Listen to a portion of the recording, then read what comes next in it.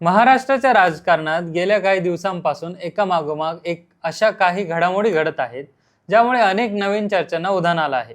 दिल्लीत मुख्यमंत्री देवेंद्र फडणवीस आणि केंद्रीय गृहमंत्री अमित शहा यांची जवळपास 3 तास बंद दाराआड बैठक झाली. त्याचवेळी मुंबईत भाजपचे वरिष्ठ नेते विनोद तावडे आणि शरद पवार गटाचे नेते जयंत पाटील यांची भेट झाली आणि त्यानंतर शरद पवारांचा पक्ष महायुतीत येणार असल्याच्या चर्चाही रंगल्या.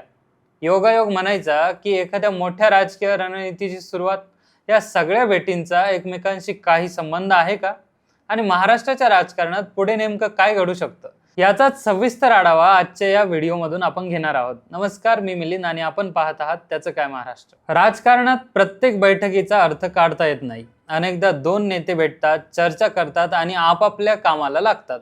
पण काही बैठका अशा असतात ज्या त्यावेळी सामान्य वाटतात, मात्र त्यांचे पडसाद पुढच्या काही महिन्यांच्या राजकारणात उमटताना दिसतात. दिल्लीत अमित शहा आणि मुख्यमंत्री देवेंद्र फडणवीस यांच्यात झालेल्या बैठकीकडे सध्या अशाच नजरेनं पाहिलं जात आहे. खरं तर ही भेट नर्मदा प्रकल्पासंदर्भातील बैठकीनंतर झाली. 4 राज्यांच्या मुख्यमंत्र्यांसोबत पाणी वाटप, पुनर्वसन आणि अनेक वर्षांपासून प्रलंबित असलेल्या विषयांवर चर्चा झाली. मात्र ही अधिकृत बैठक संपल्यानंतर देवेंद्र फडणवीस थेट अमित शहा यांच्या भेटीसाठी गेले. सूत्रांच्या माहितीनुसार ही चर्चा जवळपास 3 तास चालली. इथेच राजकीय चर्चांना सुरुवात झाली, कारण प्रशासकीय बैठकीनंतर इतक्या वेळ चाललेली स्वतंत्र राजकीय चर्चा नेमकी कोणत्या विषयावर झाली हा प्रश्न अनेकांना पडला. या भेटीमागचं पहिलं कारण म्हणजे केंद्रातील संभाव्य मंत्रिमंडळ विस्तार. गेल्या काही दिवसांपासून केंद्र सरकारमध्ये काही बदल होऊ शकतात अशी चर्चा सुरू आहे. महाराष्ट्रातील महायुतीतील काही चेहऱ्यांना केंद्रात संधी मिळू शकते असंही बोललं जात आहे. विशेषतः एकनाथ शिंदे यांनी महायुती सरकार स्थापन झाल्यापासून भाजपसोबत प्रत्येक मोठ्या निर्णयात भूमिका बजावली आहे. त्यामुळे त्यांच्या गटातील काही नेत्यांना केंद्रीय मंत्रिमंडळात स्थान मिळू शकतं अशी राजकीय चर्चा आहे. अशा परिस्थितीत कोणाला संधी द्यायची, कोणाला थांबवायचं आणि त्याचा राज्यातील राजकीय समतोलावर काय परिणाम होईल यावर चर्चा झाली असण्याची शक्यता व्यक्त केली जात आहे. मात्र ही केवळ मंत्रिपदाची चर्चा नाही. या बैठकीकडे आणखी एक राजकीय दृष्टिकोनातून पाहिलं जात आहे. महायुतीमध्ये भाजप सर्वात मोठा पक्ष असला तरी शिंदे गटही आपलं स्वतंत्र राजकीय अस्तित्व अधिक मजबूत करण्याचा प्रयत्न करत आहे. आत्ताच उभाटा गटातून 6 खासदार शिंदेच्या गटात सामील झाले आणि त्यामुळे केंद्रात शिंदे यांची ताकद वाढली. अनेक ठिकाणी स्थानिक पातळीवर शिंदे गटाची ताकद वाढवण्यावर भर दिला जात आहे. अर्थात महायुतीमध्ये कोणताही उघड संघर्ष दिसत नाही, पण राजकारणात प्रत्येक पक्ष स्वतःची ताकद वाढवत असतो. त्यामुळे मित्रपक्ष मजबूत होत असताना मुख्य पक्षालाही पुढची रणनीती आखावी लागते. भविष्यातील निवडणुका, जागा वाटप आणि नेतृत्वाचा समतोल या सगळ्या गोष्टी लक्षात घेऊनच अशा बैठकींमध्ये चर्चा होत असते. पण या बैठकीची सुरुवात सुरू असतानाच महाराष्ट्राच्या राजकारणात दुसरी एक घटना घडली आणि सगळ्यांचंच लक्ष तिच्याकडे गेलं. भाजपचे राष्ट्रीय सरचिटणीस विनोद तावडे आणि शरद पवार गटाचे ज्येष्ठ नेते जयंत पाटील यांची मुंबईतील एका 5 स्टार हॉटेलमध्ये भेट झाली. विशेष म्हणजे ही भेट झाल्याचं जयंत पाटील यांनी स्वतः मान्य केलं. मात्र त्यांनी ही केवळ अनौपचारिक असल्याचं सांगितलं. पण राजकारणात अनौपचारिक भेटींनाच अनेकदा सर्वाधिक महत्त्व असतं, कारण मोठे राजकीय निर्णय जाहीर होण्याआधी संवादाची सुरुवात अशाच बैठकीतून होत असल्याचं अनेकदा पाहायला मिळालं आहे.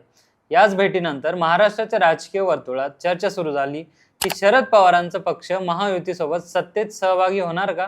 काही सूत्रांनी तर या बैठकीत शरद पवार गट महायुतीत असल्यास त्यांना काय मिळू शकतं यावरही चर्चा झाल्याचा दावा केला. अर्थात या दाव्याला कोणताही अधिकृत दुजोरा नाही. पण महाराष्ट्राच्या राजकारणाचा इतिहास पाहिला तर अनेक मोठ्या राजकीय घडामोडी आधी चर्चा म्हणून समोर आल्या आणि नंतर त्या प्रत्यक्षातही घडल्या. त्यामुळे या चर्चेकडेही दुर्लक्ष करता येत नाही.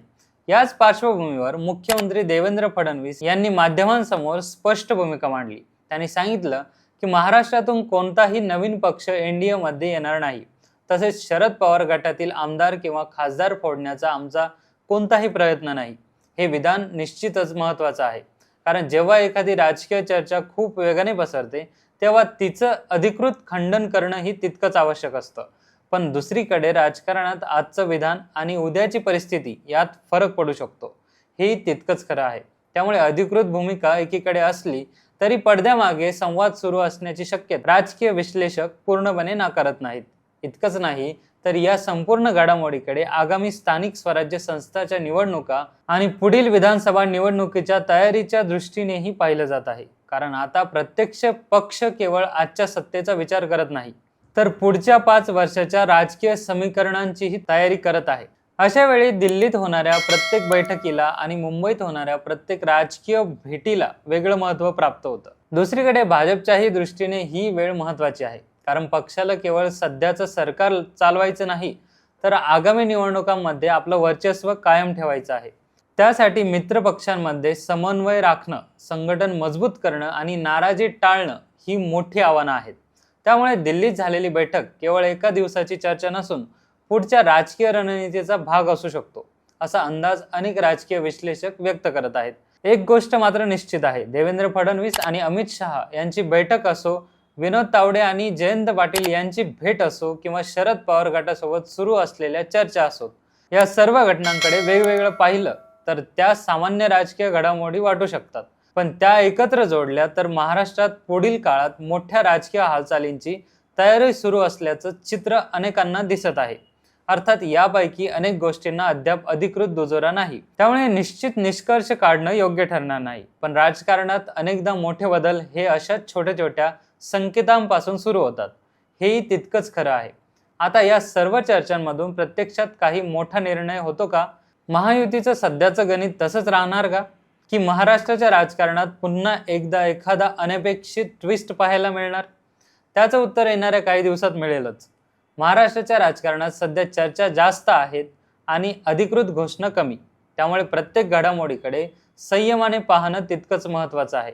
पण एक गोष्ट निश्चित, पडद्यामागे सुरू असलेल्या या हालचालींचा परिणाम पुढच्या काही महिन्यात नक्कीच दिसेल. त्यामुळे या राजकीय घडामोडींवर आमचं लक्ष कायम राहणारच आहे. तुम्हाला काय वाटतं? शरद पवार गट महायुतीत जाण्याच्या चर्चा केवळ राजकीय अफवा आहेत की पडद्यामागे खरंच काही मोठं शिस्त आहे?